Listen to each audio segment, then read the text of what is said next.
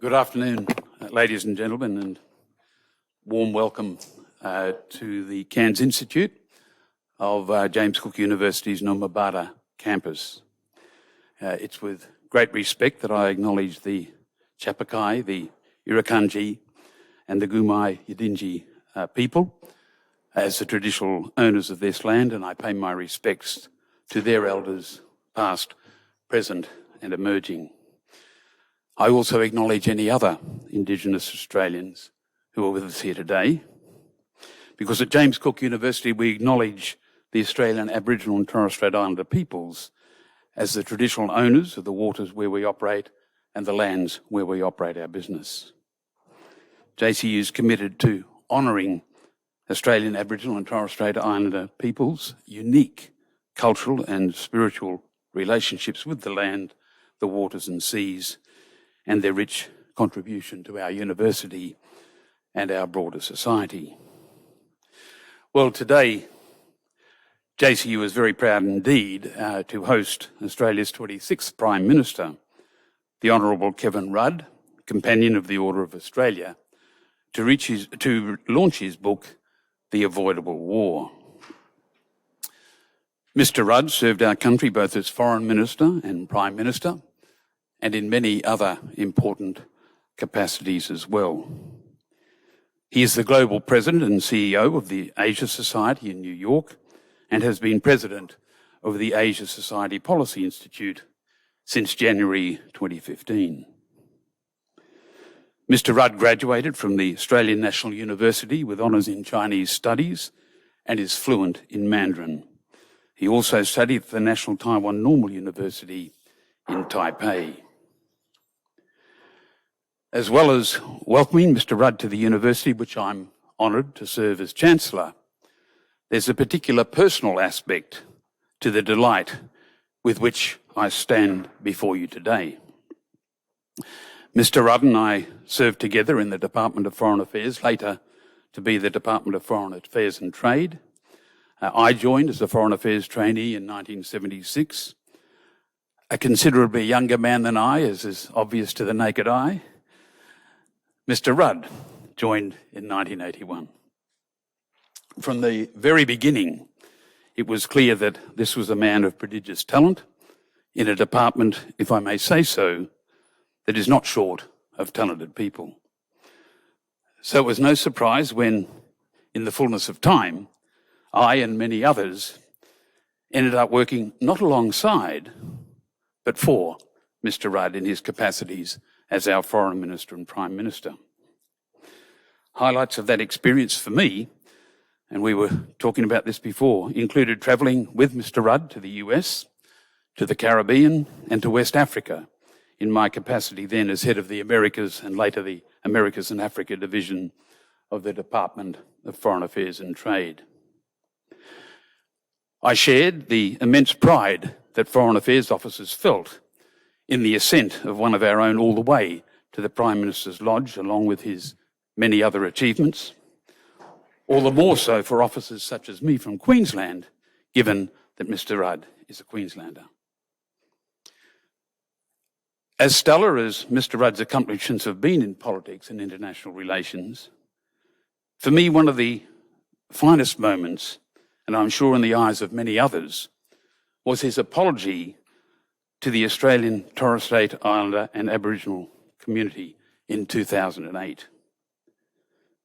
This was an accomplishment and a moment that has particular poignancy this year when our university, along with the rest of Australia, marks the 30th anniversary of the Mabo decision.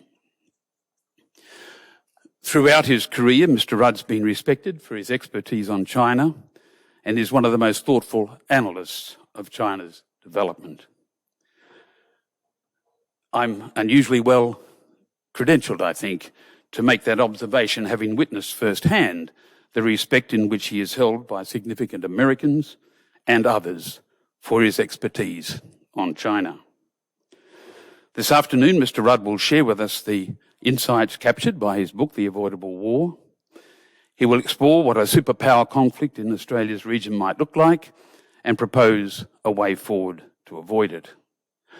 Dr. Anna Hayes, JCU Senior Lecturer in Politics and International Relations, will then join Mr. Rudd for a fireside discussion, delving a little deeper into the Australia-China relationship and how we can better understand Xi Jinping's China. If you have any questions that arise during the talk, you will have an opportunity to ask them at the Q&A at the end. You are then welcome to join Mr. Rudd for a book signing in the foyer, where copies of The Avoidable War are available for purchase. Ladies and gentlemen, please welcome warmly the Honourable Kevin Rudd, AC.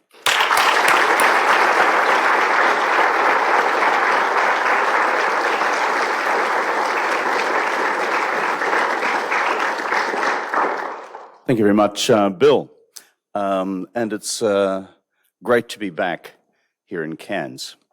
I also begin by acknowledging the first Australians on whose lands we meet and whose cultures we celebrate as the oldest continuing cultures in human history.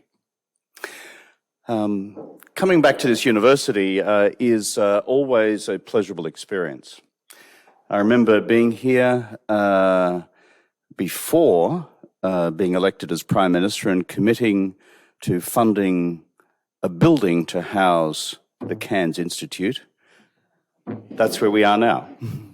From memory, $22 million. Not that I'm counting.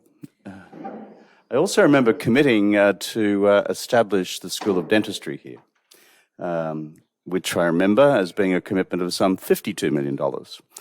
And it's always a good thing to see the fruits of your labours at work, as I drove past the Faculty of Dentistry today and was told by my driver how good a facility it is in providing dental services to the wider Cairns community, which was part of the original concept.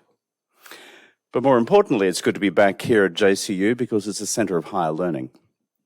And higher education, certainly in my worldview, is central, not just to leading a fulfilled life, but also central to the future mission of the nation. The extent to which we invest in our higher education determines and shapes the quality of our future. The extent to which we disinvest in our higher educational institutions reflects the reverse. Let me just spend the next 15 minutes outlining the core argument of the book that I'm here to launch today. I've called it The Avoidable War because a friend and colleague of mine at Harvard University, Graham Allison, wrote a book 5 or 6 years ago entitled Destined for War. After I came second in the 2013 election, I didn't lose, I just came second. I then took political asylum in Boston. I was invited by Harvard to go and work there for the 2014 year. And I began working with Graham Allison on common projects on US-China relations. And he at that stage was working on a book about Thucydides' trap, which is the eternal dilemma between rising powers and established powers and what happens in the course of human history when they come into conflict and competition with each other. And he adduced a set of 16 historical case studies over the last 500 years, 12 of the 16 of which ended in crisis, conflict, and war, 4 of which did not. And that formed the basis for his analysis of the current state of US-China relations, and hence the title, Destined for War. The unfortunate thing in the United States is that often folks don't read past the cover, and the cover becomes the meme, becomes the assumption. And the assumption on the part of many in the US body politic is that, in fact, the two countries are now destined for crisis, conflict, and war. And it is my melancholy duty to inform you that that assumption has also taken root in Beijing as well. And so, given that I'm Kevin, I'm from Queensland and I'm still here to help, I thought it was important to write a book which challenged the proposition. Hence the title, The Avoidable War. I'm a little old-fashioned. I don't like war. I actually prefer peace.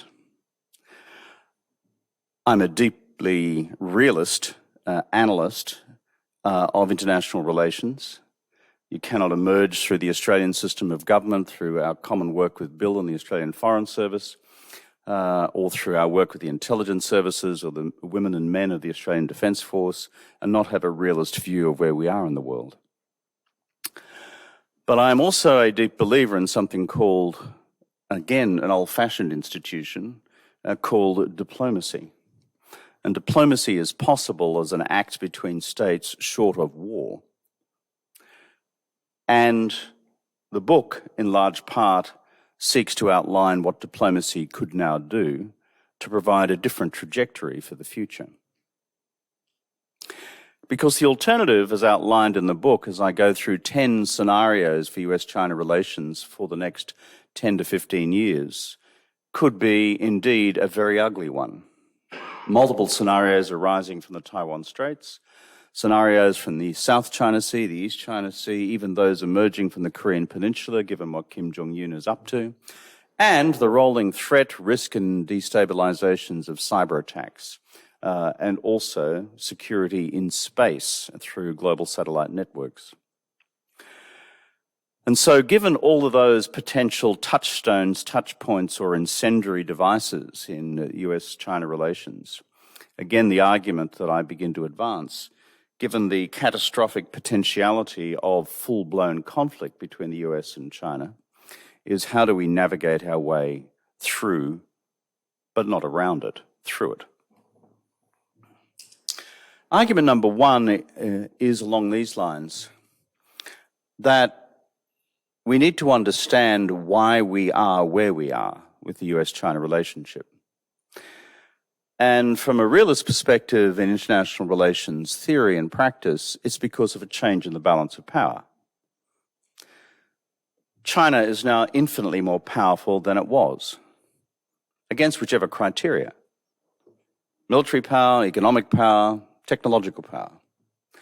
And once you have a change in the balance of power, then you begin to afford the country which is rising greater opportunity to act independently and more assertively in the world, as they know they have more leverage to apply to the transactions of international relations.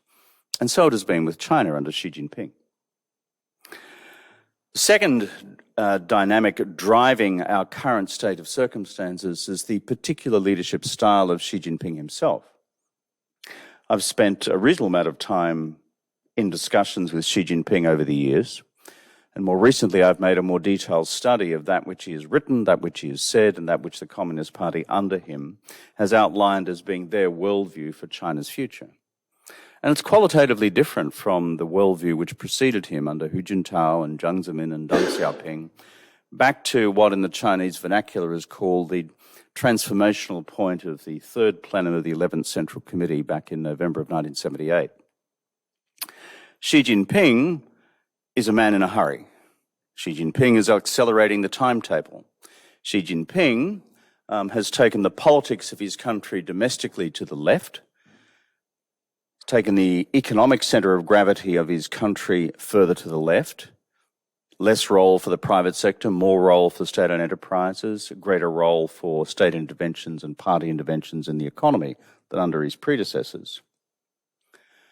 And beyond that, again, he has taken what I describe as Chinese nationalism to the right. And we see now a much more assertive Chinese foreign policy in the region and the world. In this country, Australia, we often assume that we are somehow sui generis, that it's only us that are experiencing, let's call it the rougher edges of China's assertive approach in the world. That is not the case. If we were in a university seminar room such as this in Seoul today, to be a similar discussion, similarly in Tokyo, similarly in Manila, similarly in Hanoi, and similarly elsewhere. And so too have the discussions begun in Stockholm, in Berlin, in Paris, and throughout Europe, and there are already broader conversations across the developing countries of Latin America, Africa, and the rest of Asia. Xi Jinping has accelerated the timetable of China's ambition to achieve, to use the Chinese term, the great rejuvenation of the Chinese nation. 中华民族伟大复兴. which is the galvanizing nationalist vision which he's established for the country and for the party. For China once again to have its status in Asia and the world as equivalent to what it had prior to the Opium Wars in 1839, when China began what it describes as a century of humiliation at the hands of the West. The third reason why we are where we are is because the United States, beginning with the second Obama administration, and then more recently under the idiot Trump, that's the clinical description of the Trump presidency. There is no other category available in either political science or international relations theory, just other than idiot, because he was a roll gold idiot. The idiot Trump, and now under the Biden administration, is the United States has been structurally responding to China's rise. There'll be an argument about the effectiveness or the appropriateness of elements of the response, but as China has become more powerful, balance of power, turbocharged by a new leader, Xi Jinping, with a more assertive leadership style and a greater predisposition to accelerate the timetable for the realization of his national ambition for the country, so the United States, having seen those signals and those realities, has chosen to respond. In late 2017, the then National Security Advisor of the United States made a statement which said that the period of strategic engagement with China was over. We were now into a new period of strategic competition. H.R. McMaster. And really, since the Biden administration has taken over, that has continued to be the case and expounded more systematically since then. In fact, back in the US later this week, there will be an address by the Secretary of State outlining the administration's new China strategy. So that describes in broad why we are where we are between the US and China. And whereas we in Australia may think that we are somehow central to this script, we are not. We're not unimportant parts of a broader script, but together with at least 40 or 50 other countries in the world, we are part of the dramatis personae for this unfolding stage, which is seeing the manifestation of the US-China strategic relationship possibly turning in the direction of crisis, conflict, and war. My second overall argument in the book is, if we have an era of strategic competition, then shall it be unmanaged strategic competition, or is there some possibility to manage strategic competition with guardrails, rules of the road, de minimis rules of engagement, if you like? Because right now what we've got is unmanaged strategic competition. We've gone from a series of assumptions about how the relationship should be conducted over the last 40 years into terra nova, almost terra incognita. There are no rules for this relationship at present. There used to be a whole set of assumptions, and these developed into operating principles which were consummated through semi-annual high-level dialogues between the US and China, most recently called the Strategic and Economic Dialogue, the SED, which brought together the entire senior Chinese apparatus with the Chinese apparatus in alternating meetings between Washington and Beijing each year, and had been going that way for the better part of nearly a decade. No longer. In fact, the militaries now rarely talk to each other. The foreign policy establishments rarely engage each other. I'm just going to get some water.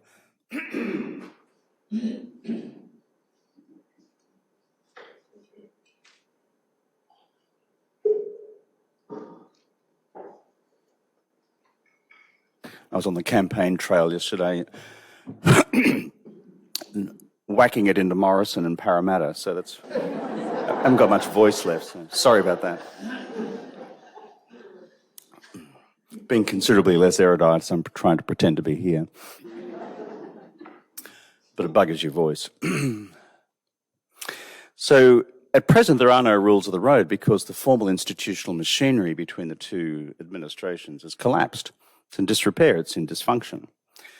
The militaries rarely, if ever, meet. The ambassadors in each capital have no access to each other's administrations. The channels of communication have dwindled to almost nothing, apart from episodic video summits between the two leaders, President Biden and President Xi Jinping, which may occasion some temporary stabilizing influence, but by and large, we have unmanaged strategic competition. And here is the problem with that. We don't have to be scholars of history to work out what happens when great power relations are deeply fragile and when triggering events can occur, which can give rise to crisis, escalation, conflict, and war. For example, if we were to transport ourselves back in time to June of 1914, and we were here and looking for our morning copy of the Cairns Post, brought to us on a horse and cart, to report to us of events probably 2 days before about the assassination of an obscure Archduke, Ferdinand, in Sarajevo, and to think that barely a month or two later, we would be in the war to end all wars and 60 million people would lie dead 4 to 5 years later. The reason I use that as an analogy is not to be dramatic, but if you to look at the literature of 1914, no one thought it could happen. No one actually wanted it to happen. No one believed it was the probable outcome. We'd just been through a period of extraordinary globalization of exchange, both economically and between peoples, particularly among the peoples of Europe and across the transatlantic. And this was the most remote prospect outside each side's contending militaries. Yet it happened. And the singular lesson of 1914 in July of that year was the total failure of diplomacy. If you have a close read of our fellow Australians, Chris Clark's monumental study called The Sleepwalkers, written in 2014-15, analysing how it was that these sophisticated diplomatic establishments could sleepwalk into crisis, conflict and war until Barbara Tuchman's Guns of August unfold on the 4th of August. It is a litany of how a single event, in the absence of, let's call it, diplomatic insulation, in the absence of a political fabric of mutual understanding, and a failure of diplomacy in the middle of a crisis gave rise to an extraordinary crisis, conflict, and general war. To the point that when I think of the state of the US-China relationship today, the analogy I have most clearly in my mind is if you've just walked into your Uncle Tom's workshop at the back of the house. Uncle Tom likes to do a bit of welding in his spare time, as you do. Probably keeps his welding mask on. Sorry, that was yesterday's speech. But it's a concrete floor. There's a whole bunch of cabling across the floor. All the insulation's been ripped off, and there are exposed live wires everywhere. There are pools of water everywhere, and no one's wearing any rubber-soled shoes. And there's Uncle Tom in the corner applying the blast. That's very much, for me, my underlying concern about the state of the US-China relationship today. These are like exposed wires which have had their political and diplomatic insulation ripped away by the events of the last 3, 5, 7 years. But underpinning all that, no guardrails, no rules of the road, no mutual protocols for dealing with crises if they arise. Which brings me to the final point of the logic of the book, which is, if that is the case with unmanaged strategic competition, can we conceive of what I describe as managed strategic competition might look like. And this may seem fanciful, but not really. If you look back at 1962 and the Cuban Missile Crisis, and the United States and the then Soviet Union came within a hair's breadth of blowing each other's brains out, and some of the rest of us along with them, such that John Fitzgerald Kennedy recorded afterwards that their calculus was that had war proceeded at that stage, there would have been 100 million US civilian casualties. That's about half the US population at the time. And after the intervention of diplomacy at 1 minute to midnight, what happened, interestingly, in the subsequent 30 years between 1962 and the collapse of the Soviet Union in 1991 was that the Americans and the Soviets evolved rules of the road.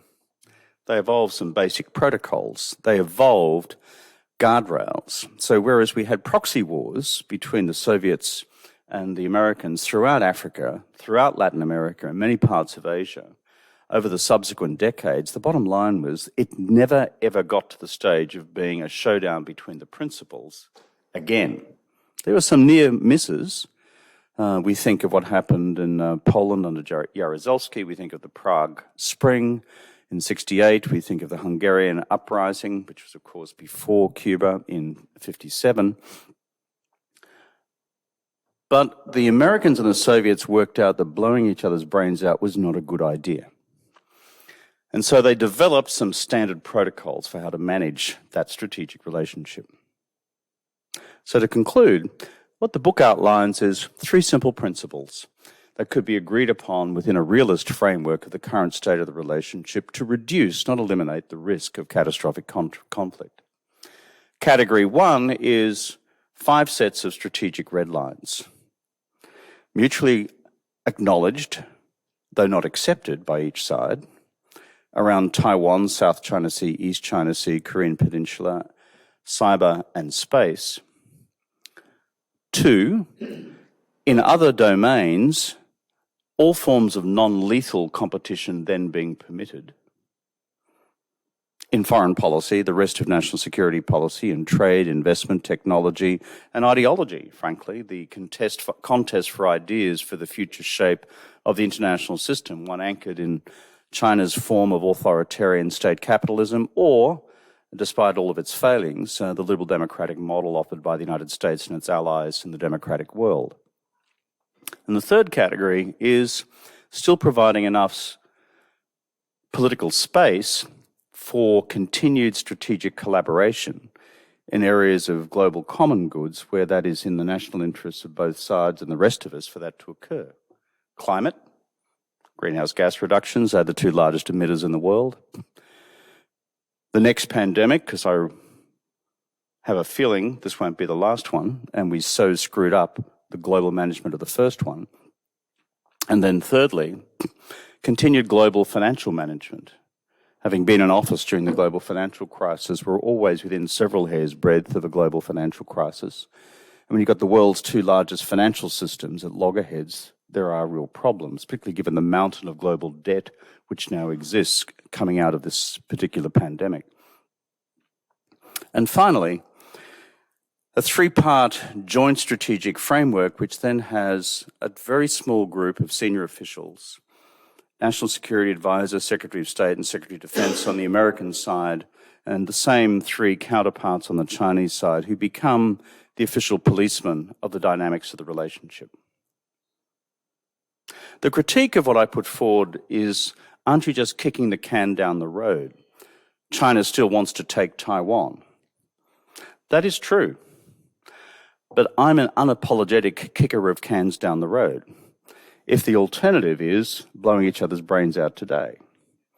Because there is a reason why the business of politics and diplomacy is often about buying time, because conflict and war produces its own dynamic and utterly unpredictable consequences. Look at the end of 1919, look at what happened in 1945.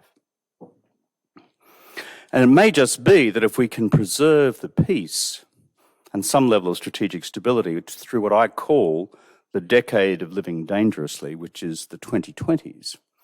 We may just, through different leadership in Beijing and in the United States, and through some other changes on how other existential challenges like climate and the rest then appear, have a fresh opportunity to look at how to solve the underlying strategic dilemma between these two superpowers afresh. That's what the book's all about. I thank you for your attention.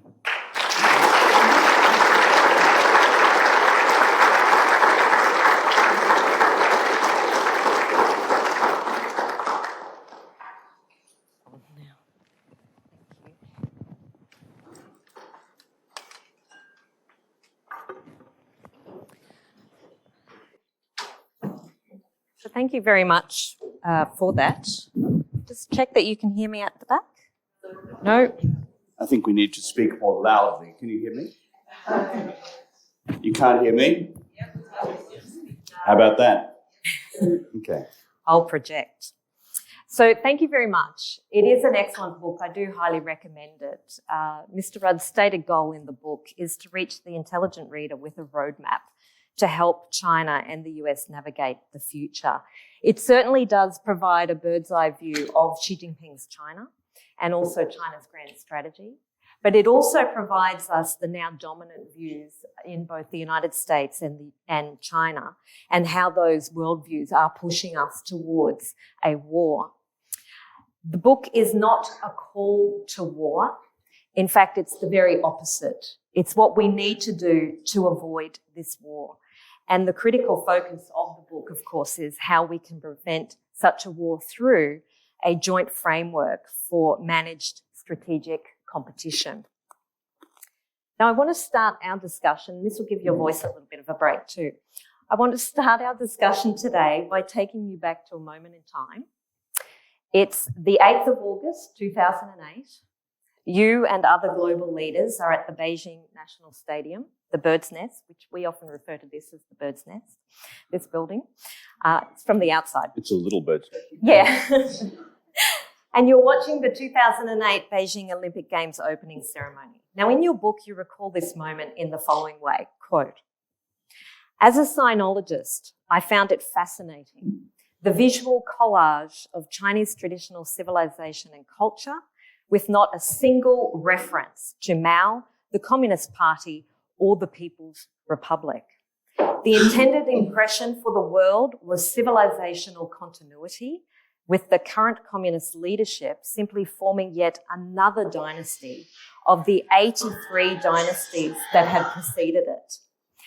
The opening ceremony mysteriously forgot to mention that Mao, as a Leninist iconoclast, did his best on several occasions to destroy the symbols and substance of China's physical culture across multiple campaigns in a manner that no previous emperor had attempted since Qin Shi Huang in the 3rd century BCE. The ceremony was nonetheless a stunning public relations success for the party and the country," close quote. So the 2008 Beijing Games were largely considered to be China's coming out party to the world. It was also supposed to reflect that China was engaged in a peaceful rise, allaying fears among other states. So my question to you is, in the intervening years, what has changed in how China sees the world and how the world sees China?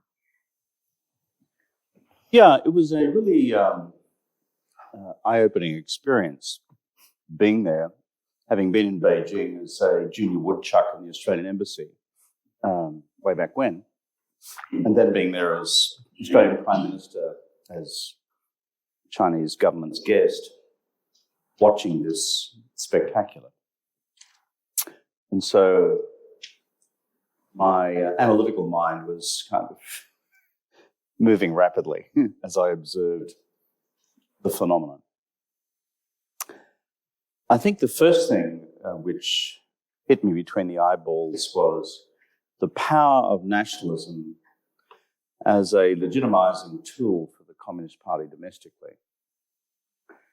That is, whatever China had achieved by that stage, 2008, by way of economic transformation, rising living standards, as well as some greater degree then of personal freedom. And that those achievements had been legitimizing in the overall, as it were, unofficial social contract between the people and the party, which is, we'll give you those things if you give us absolute political power.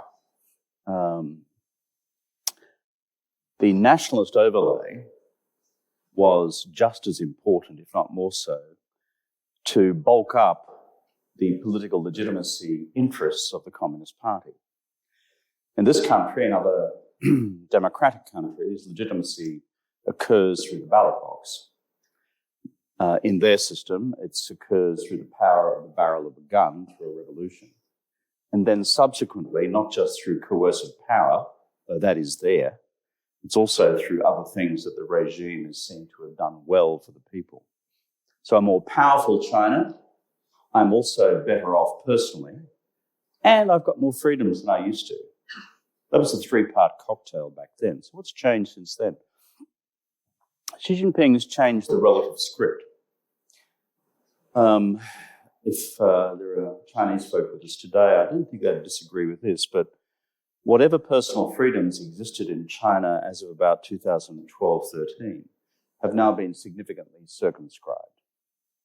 Personal freedom of speech, I know so many people have just disappeared, frankly.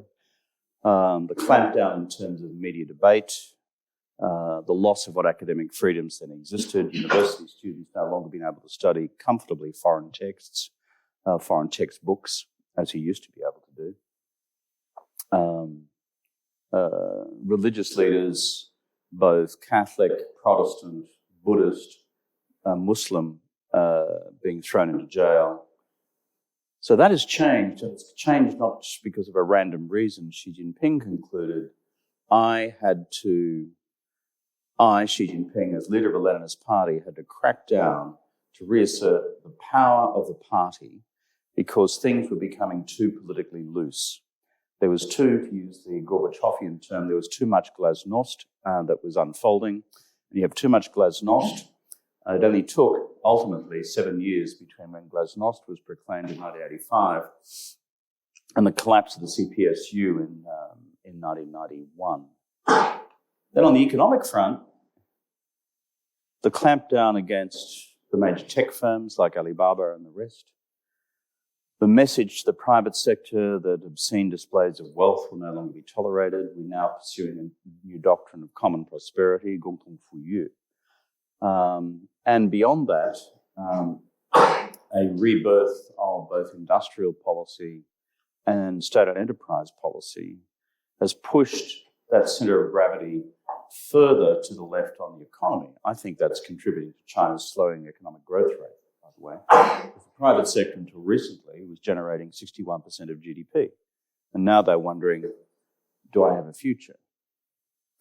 So that's changed. And the third thing that's changed is that I look at this event which I observed in 2008 as an exercise in nationalist legitimacy. That's now been turbocharged tenfold, not through 10 more Olympics, but through a series of other nationalist exercises as the Chinese leadership has progressively, through its own ideology and propaganda, increasingly demonized the West and the United States. This is before Trump as well. I mean, I have to read this stuff, so take my word for it. That's what has happened, starting with the famous document, which I'm sure you've seen as well, document number 9 of the ideological and propaganda apparatus of the party leaked actually in 2013.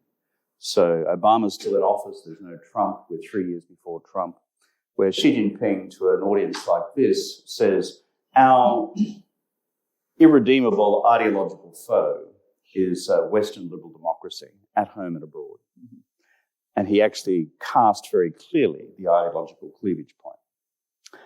So I think, going back to my earlier remarks from the lectern, the underlying balance of power has been changing throughout, but gradually. What's really changed is the leadership style and trajectory, which, if you like, under Deng Xiaoping, Jiang Zemin, and Hu Jintao, in terms of the assertiveness matrix may be moving like this, but under Xi Jinping has gone like that. That's what's changed.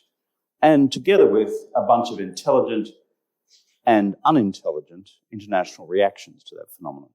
So that's why I think we're in a different world.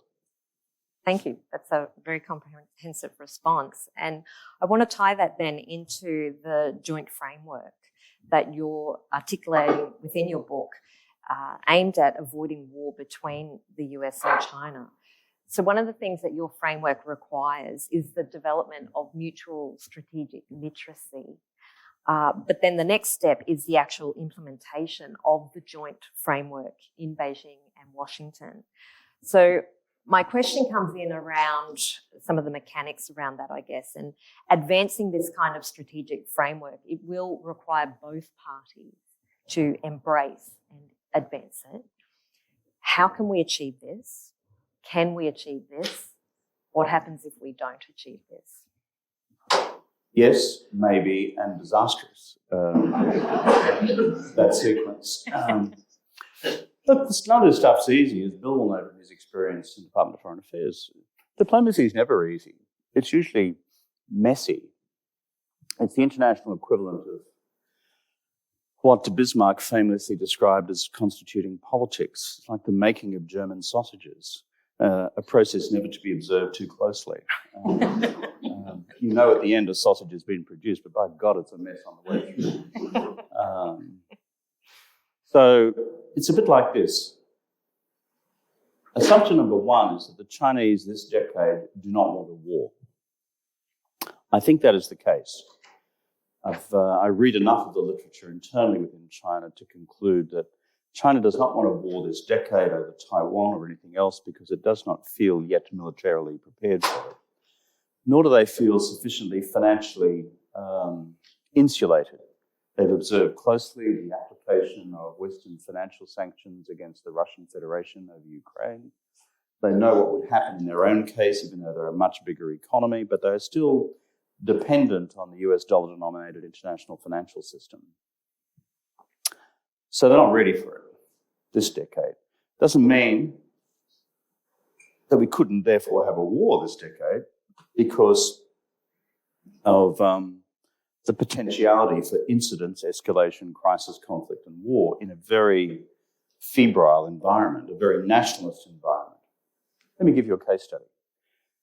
Let's just say an imaginary case study. Tomorrow, a US frigate plows into the side of a Chinese Navy frigate in the middle of the night in the South China Sea, not far off the southern coast of Taiwan, and it goes down.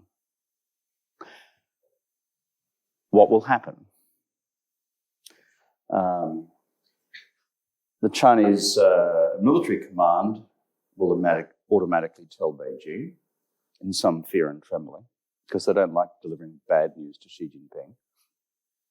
It can be career terminating. But the news is delivered, so the threshold question is, what do we do? We have been stoking the nationalist fires at home now for some years.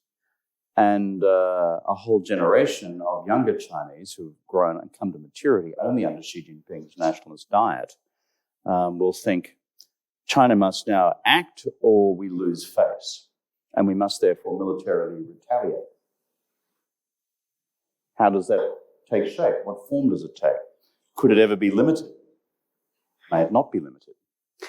Similarly, the reverse. Can you imagine the United States Congress with a bunch of mad Trumpites still in the Republican, say after the next midterm elections, in a Republican-controlled House and Senate, I should say. A Chinese frigate plows into the side of an American frigate, and the American frigate goes to the bottom. The nationalist sentiment in the United States, a Democrat president with a Republican-controlled House and Senate, demanding blood.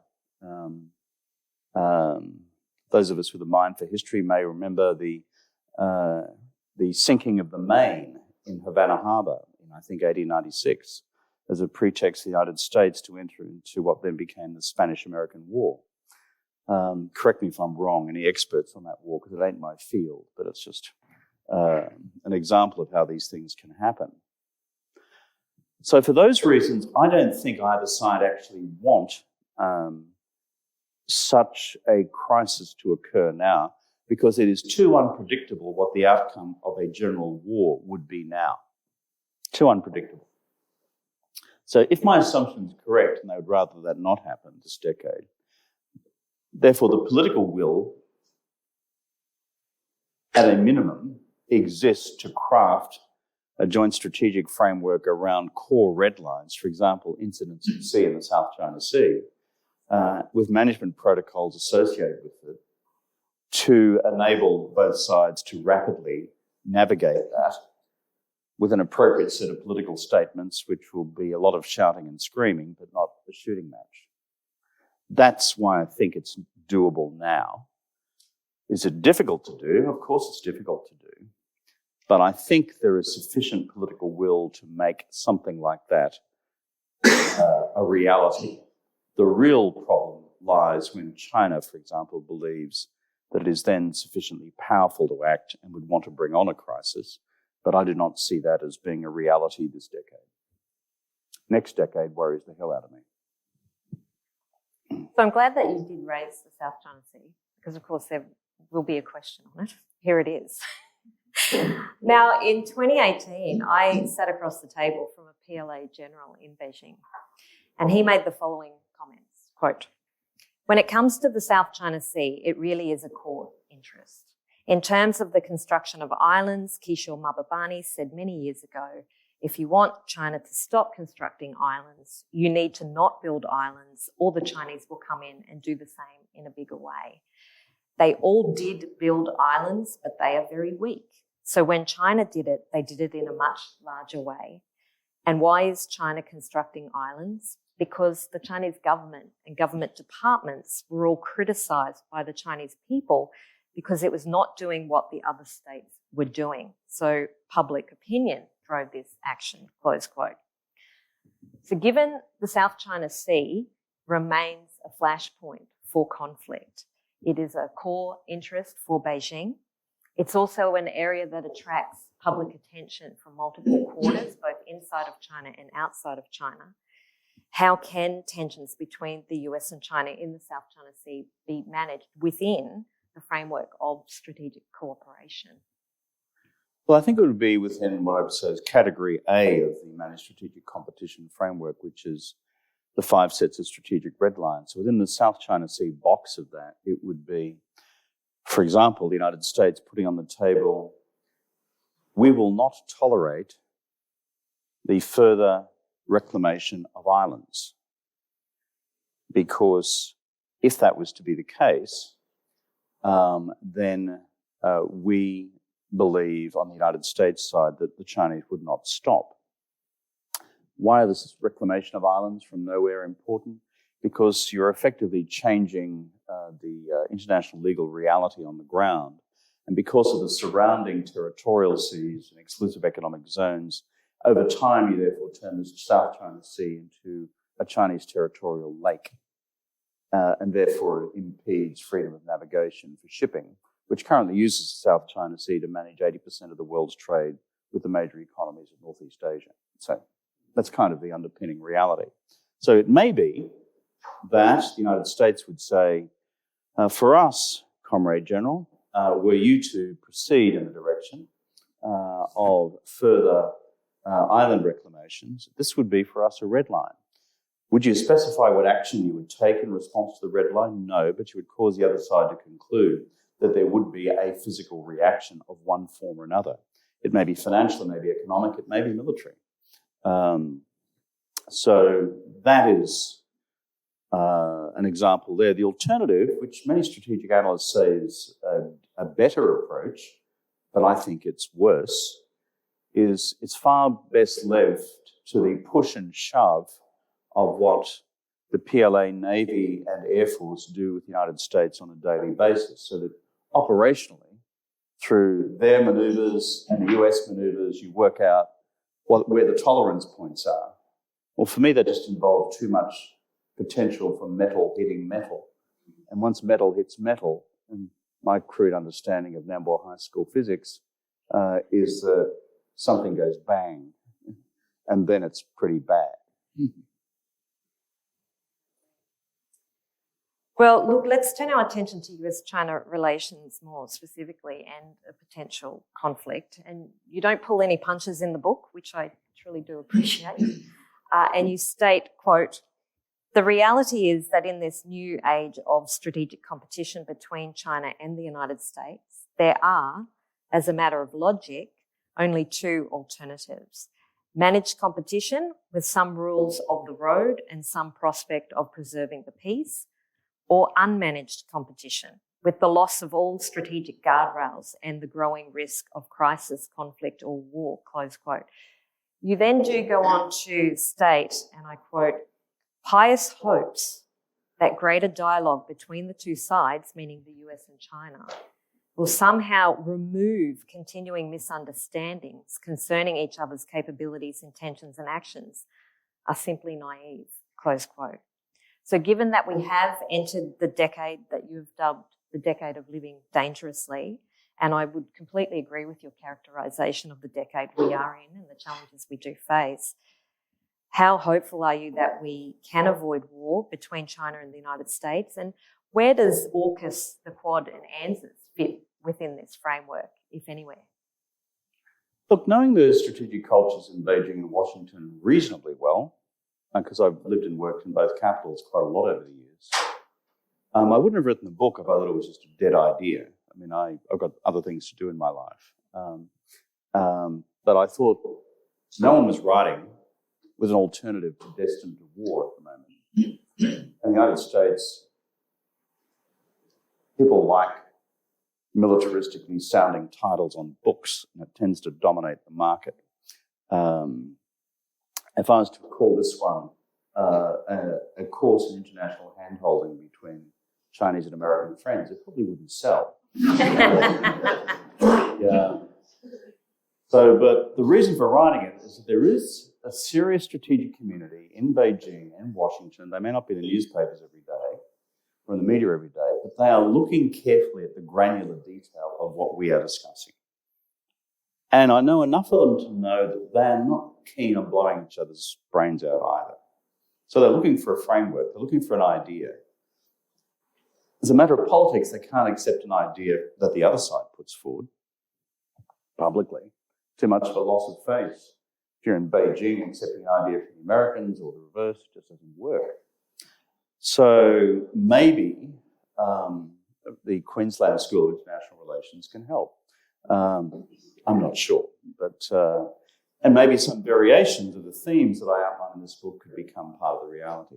All I know is there's been a deficit in literature, serious public policy, international relations literature, and foreign policy advice to governments both in Beijing and Washington on this subject. So I wouldn't have written it unless I thought it was a hopeless exercise. You asked about AUKUS. I think AUKUS and the Quad are reflections of the pre-existing strategic reality that I was describing in my earliest remarks today, which is rise of China, changing balance of power, Xi Jinping more assertive. To each and every action, there should be an equal and opposite reaction. We are taught in physics at Nambour High School.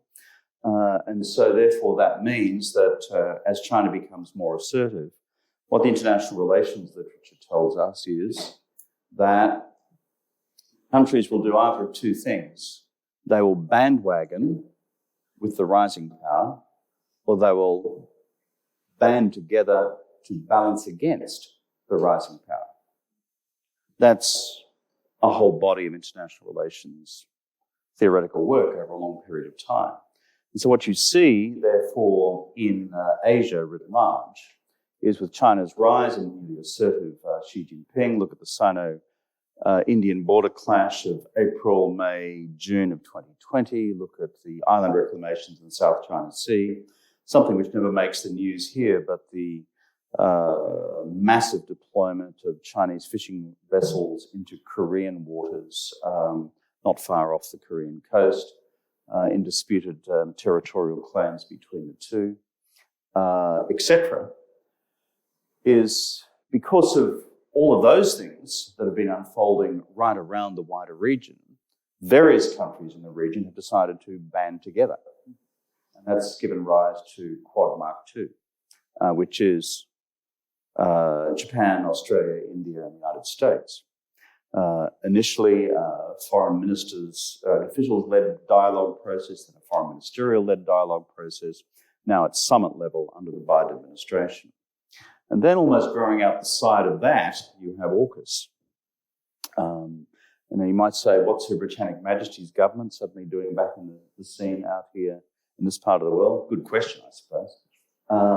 But it is part of, again, a wider strategic concept which says China's military capabilities and power projection capabilities are becoming so pronounced that it invites a further reaction. What is interesting about AUKUS is that India itself, always skeptical about what Western countries do. Bill has previously served, I think you were Deputy High Commissioner in Delhi, weren't you, Bill? Is that India has been silent about AUKUS and privately supportive of it. So this is part of the broader politics of, shall I say, balancing as opposed to bandwagoning. Southeast Asia, the response is completely different. Southeast Asia's response has been not to bandwagon with Beijing, but to basically hover between these two positions of bandwagoning and balancing, to wait to see which side prevails in the balance of power. You see this in Jakarta, you see it to some extent in Singapore, you certainly see it in Malaysia, you certainly see it in the rest of Southeast Asia. So against all of that, again, I think the machinery which is possible through a joint strategic framework in this decade of living dangerously, from Beijing's and Washington's point of view, will hopefully stabilise the decade more than would otherwise be the case. So look, we are fast running out of time. You do discuss the Pacific region now, which I'm sure lots of people in the audience are very interested in. You do talk about the potential of bases within the region. So if I can just jump forward to, we are sitting here having our conversation in beautiful Far North Queensland. These developments are in our neighbouring countries, which are just a stone's throw away from us. So what should we make of the increasing footprint of Beijing across the Pacific region? And in Australia, by the way, could we say that 2,000 kilometres was a stone's throw? That's right. I like it. I agree with it. But, the soul's is out there a bit. Did you serve with Ramsey at some stage? All right, I thought you may have. The regional military assistance mission to the Solomon Islands. I wrote the book. I did the last set of proofs just before New Year's Day, so it doesn't talk about the Ukraine because that's happened since, but it spends quite a bit of time talking about China-Russia. It does spend a fair bit of time talking about China's South Pacific because there was enough emerging back then, without me pointing to the specifics of the Solomon Islands, to say that we were going to see these sort of pressures arise. So what does it mean? I think China's pattern of pan-regional behaviour on this is fairly clear. The PLA, People's Liberation Army, and its naval equivalent are always in the business of rolling out a set of infrastructures around the world to accommodate the global operations of a future navy. They've read Ma Hon, who was the founding father of American naval power, in a text written from memory in about 1890, read by Teddy Roosevelt, who was the founder of the Great White Fleet, which was dispatched to the farthest parts of the world, including Sydney and Melbourne, in 1907, 1908, in order to demonstrate that America had arrived as a global naval power. Chinese have now read the same text, by the way, and are following a very similar script. If you look what the United States did at the time between Ma Hon, 1890, and the development of US naval power, Teddy Roosevelt had been Secretary of the Navy before he became President of the United States, setting up coaling stations, as they were then described, right around the world was what the US Navy set about doing. So the Chinese laying out a port infrastructure, often through what's called the BRI, the Belt and Road Initiative.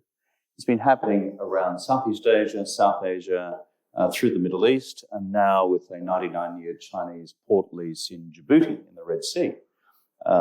So the fact that they would be in search of similar real estate in the South Pacific is part and parcel of the same plan.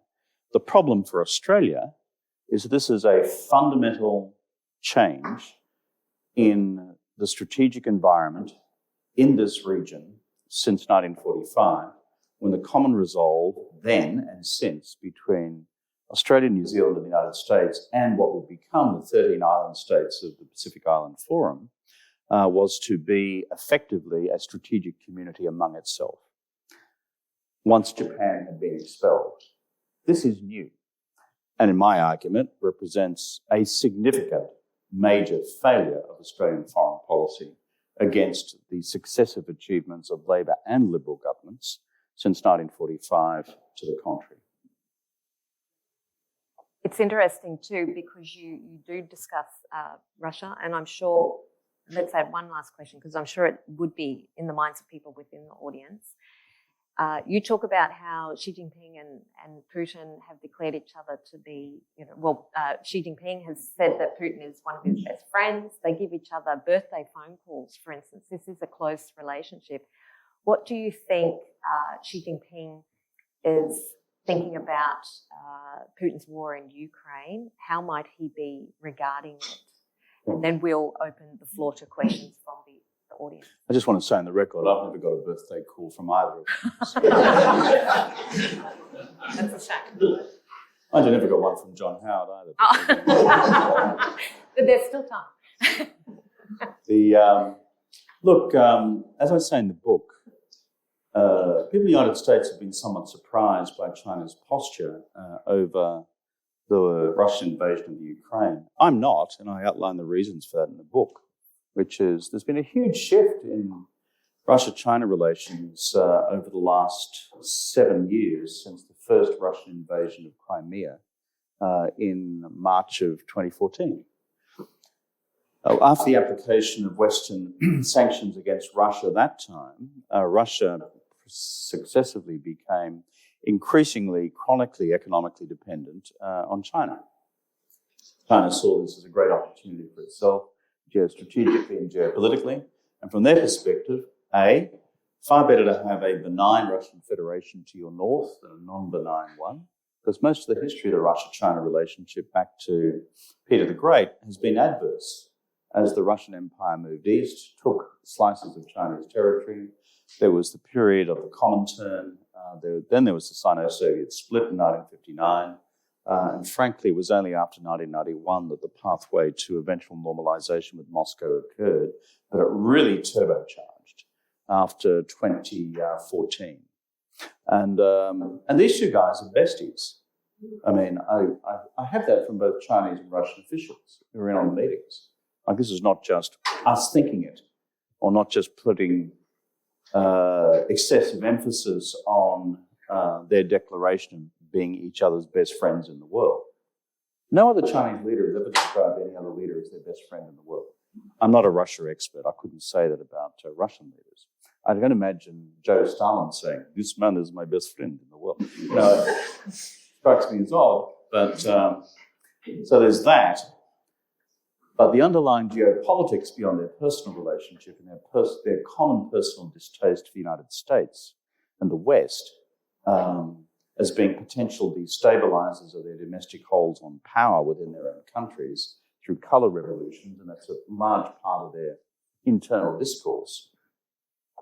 From China's perspective, benign northern border releases all of China's strategic enemies to deal with its real strategic adversary, which is the United States, in terms of the future of the regional and global order. And the Ruskies will always be handy to provide Uncle Sam with difficulties in secondary and tertiary theatres, whether it's Syria or Libya or Ukraine. So for those reasons, when people are saying, why doesn't China intervene and try and negotiate an outcome?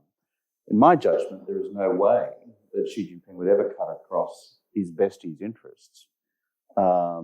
for both personal and geopolitical reasons. And I think that's why we are where we are. If Putin decides that he's got what he wants in the Donbass, in the eastern Ukraine, and links it with a land corridor down to Crimea, in the southeast of the country, then you could imagine a scenario in which Putin would authorize Xi Jinping at 1 minute before midnight to convene a conference to bring about a ceasefire, which had already been determined in Putin's head anyway. But that would be cosmetic, not substantive. Thank you very much. So look, let's open the floor to questions now. We've got 2 people with roving mics, so if you have a question, put your hand up high. And if we can have questions rather than big, long statements, that would be great. 2 to 3 sentences max. We might collect 2 questions or 3 at a time, and then we can get through them. Yes. Is this okay? Hi, my name's Kayla. You've talked a lot. I apologize if this is something that you've touched on. Can you talk up a bit, please? Sure. I apologize if this is something that you've touched on. I came late, but you've talked a lot about larger political powers. My question would be, if we look closer to home, in relation to the Commonwealth, at what point does the cultural genocide of Melanesians in West Papua stop falling on deaf ears from the Australian government? Okay. We'll take another question. Yep, one up the back, and then we'll come back to you. Yep, my name's Cameron. Thank you for coming. I really appreciate you being here. I just have a question in regards to the sensationalist media that's going on in regards to China looking at Russia's actions in the Ukraine. And the media is basically postulating that depending on the US's reaction there, that China will then make a move on Taiwan. And I'm just wondering, as someone who's more educated and has relations with both nations, how much credit do you think is in these claims, or is it just sensationalist media and fear-mongering to try to manipulate the masses? Thank you. And one final one over here. Actually, it's a little bit similar to the second question. So you mentioned that economic or financial stability as a reason that China does not want a war at the moment. But look at what happened in Hong Kong since 2019 and what is happening in Shanghai at the moment. It looks like, Beijing wants its agenda done, regardless of the economic costs. So of course, I don't want a war, but if something happened over Taiwan Strait, what is the likelihood of U.S. intervening with military support? Brilliant. Okay. Thank you. There are 3 pretty disparate questions. Let me come back. I'll conclude with the West Papua question, if that's all right. I'll do these other 2 first, and I'll come back to Papua. On the question of does the Russian invasion of Ukraine presage an impending Chinese military action against Taiwan, in my analysis, no. Nor is that the view in Taiwan. There are principles which emerge, which are relevant, namely one, that launching a military attack on a foreign country is a difficult business. An invasion is a very hard thing. And in the case of Ukraine, it was a land invasion, not what would have to be in the case of Taiwan, the largest amphibious operation since the D-Day landings. So China, in my argument, is working to its own timetable for military operations against Taiwan. And in my argument, and the analysis of most people who are genuine Taiwan experts whom I trust in my normal work when I'm back in the United States, is that it is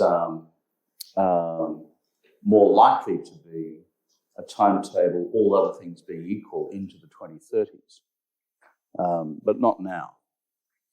So, but we should not fool ourselves that China, under Xi Jinping's rule, wishes to achieve this military objective. but it is not imminent based on any of the evidence that we can assemble. The only exception to that is if there is some crisis, perhaps induced by Chinese domestic politics. If there was a unilateral declaration of independence and the proclamation of an independent Republic of Taiwan, disconnected ultimately from any form of political affiliation from China. The Chinese have said long enough and hard enough that could well, from their point of view, constitute their own strategic red line, causing them to act. The Taiwanese are not done. The Taiwanese don't want to bring one on either. So, as I said, this is a dangerous decade, but I'm much more concerned about the 2030s, the early 2030s, than I am about the next 7 years.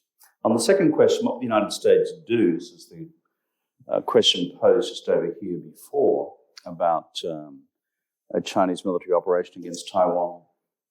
On the balance of probabilities, and I can only speak of what would happen if this was to occur now, because I can only give you an assessment of where I think the centre of gravity in American politics is now, not where it might be by 2030, because it assumes what would be the nature of the administration in 2030, particularly if you had a return to power of a Trump-like figure who would become difficult to predict.